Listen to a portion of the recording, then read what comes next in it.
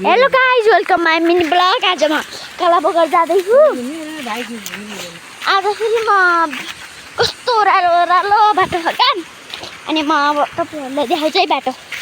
हेर्नु उहाँ चाहिँ हुनुहुन्छ मेरो भाइ। अनि फेरि यहाँ चाहिँ हुनुहुन्छ मेरो गाइज देख्नु।